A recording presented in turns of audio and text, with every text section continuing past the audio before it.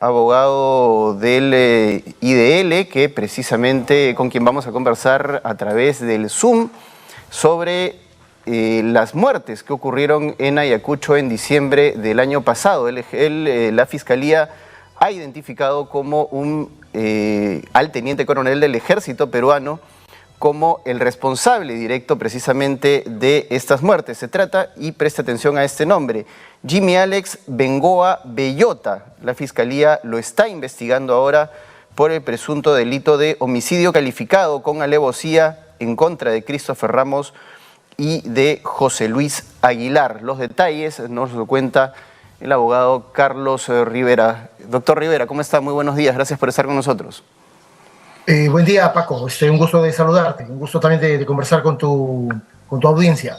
Doctor, ¿cómo han avanzado estas investigaciones que lamentablemente hemos visto que han sido lentas, que las diligencias no se han realizado con la velocidad, la diligencia que esperáramos todos, además debido a la cantidad de muertos que se registraron en las manifestaciones del año pasado? ¿Y qué es lo que se ha podido encontrar ahora y este señalamiento a este teniente del ejército como el responsable de 2 de las muertes en Ayacucho?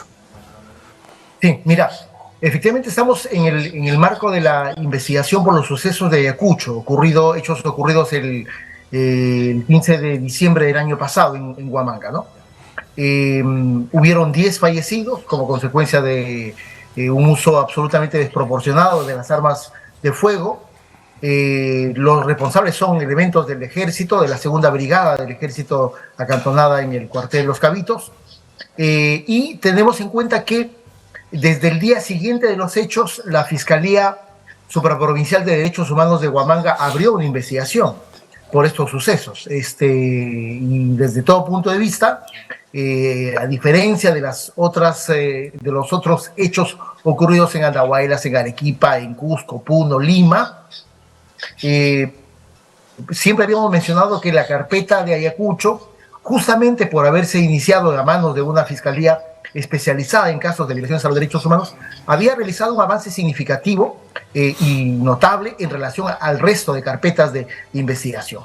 Luego, en marzo, se produjo la constitución, la creación del llamado equipo especial de fiscalías para víctimas de las protestas sociales, y fue designada la fiscal Mirela Coronel, una fiscal de las pocas con experiencia de ese equipo. Y me parece que la fiscal Coronel lo que ha hecho es básicamente continuar con el impulso de investigación que ya venía teniendo esa carpeta.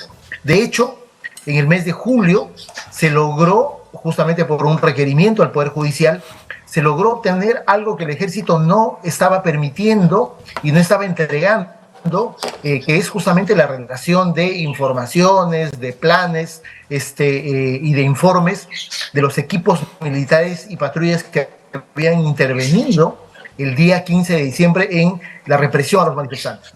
Y el Poder Judicial dispuso que el ejército entregue esa información. Y ahí se conoció efectivamente los nombres de los integrantes de las patrullas, ¿no es cierto?, los informes de estos y la evaluación que se había tenido respecto de los acontecimientos del día 15.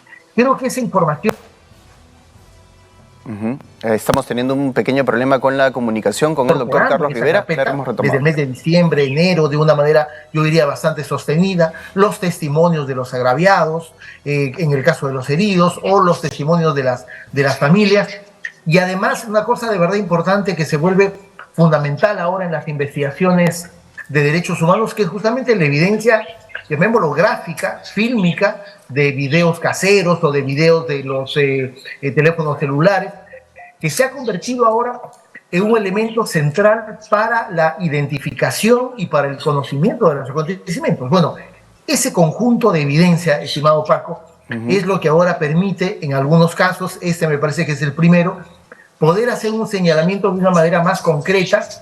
¿Por qué razón? Porque ya desde el mes de enero, en esa carpeta estaba investigado el general Jesús Vera y Pensa, que es el comandante general de la segunda brigada del ejército y el jefe de la macrorregión policial. Pero solamente los dos, y además en el caso de ellos, lo que se había hecho es una imputación en términos de autoría mediata, porque era evidente que ni el comandante general del ejército en Ayacucho, ni el jefe de la macrorregión habían participado, digamos, en términos materiales en la comisión de estos ilícitos.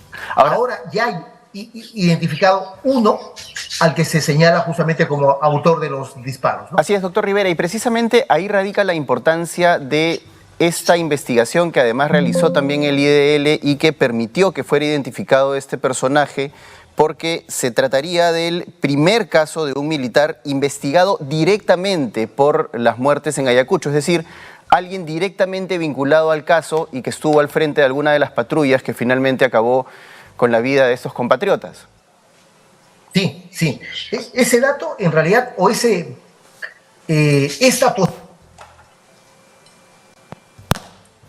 Vamos a... investigación de graves crímenes contra los derechos humanos siempre ha sido uno de los grandes obstáculos en materia probatoria en los crímenes contra los derechos humanos, ¿no? Por eso es que en muchos casos las fiscalías efectivamente realizan imputaciones a los autores mediatos, a los jefes militares, porque claro, se logra tener evidencia de las órdenes superiores que se emitieron para cometer los hechos delictivos.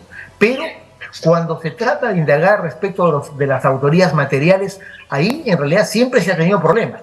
Creo yo que en el caso de este coronel, de este teniente coronel, o sea, comandante del ejército Jimmy Alex Bengoa Bellota, me parece que entramos a un área en términos probatorios diferente y más calificada, justamente por todos estos elementos que te he mencionado, y sobre los cuales hay que sumar además la experiencia de las Fiscalías de Derechos Humanos, que me parece que han logrado marcar una diferencia para encontrar evidencia respecto de autorías materiales. Ese dato a mí me parece que es de verdad sobresaliente, no solamente porque ahora se está logrando identificar a quién disparó en el caso del joven, por ejemplo, José Luis Aguilar Yucra, un muchacho de 20 años que terminó asesinado, sino creo que también va a significar seguramente un antecedente fundamental para el curso de las investigaciones en el conjunto de las carpetas que tiene este equipo especial, que son por lo menos cerca de 15 carpetas, ¿no es cierto?, que tiene que ver con los hechos que van desde Andahuaylas, Arequipa, Junín, La Libertad, Cusco, Puno, Lima, en fin, hay suficientes hechos que dan cuenta justamente de la muerte de casi 50 personas. Así es, doctor Rivera. Tanto, estamos ante un asunto sumamente relevante, ¿no? Así es, importante este avance, sobre todo por lo que usted dice, ¿no? La posibilidad de encontrar finalmente justicia y de que se pueda encontrar a los responsables directos de lo que ocurrió. Yo quería aprovechar su presencia, doctor Rivera, para preguntarle sobre la reunión que sostuvo ayer el presidente del Consejo de Ministros con representantes de la CIDH en Palacio de Gobierno y que además ha acabado en el pedido del gobierno de la presidenta Boluarte en que se archiven las denuncias de los terroristas Florindo Flores y Víctor Polay Campos. ¿Qué opinión le merece primero este encuentro y luego el pedido que hace el Ejecutivo con respecto a estas dos denuncias? En realidad, Paco, lo de ayer no es una reunión del primer ministro y algunos ministros con la Comisión Interamericana, en realidad es una reunión solicitada al Consejo Permanente de la OEA, ¿no? Es una reunión con los embajadores, representantes de los estados.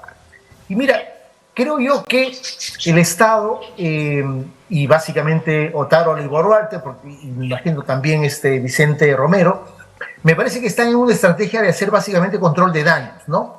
Hay que tomar en cuenta que el informe que publicó la Comisión Interamericana a inicios de mayo sobre la situación de Perú y básicamente sobre el tema de las protestas, daba cuenta de no solamente crímenes internacionales, ¿no es cierto?, sino que además apuntaba a determinar responsabilidades no solamente políticas, sino que tenían que ser señaladas por el sistema de justicia penal en el caso de Perú, ¿no? Y son hechos en los que están involucrados no gobernantes del pasado, sino la presidenta, el primer ministro, el ministro del Interior.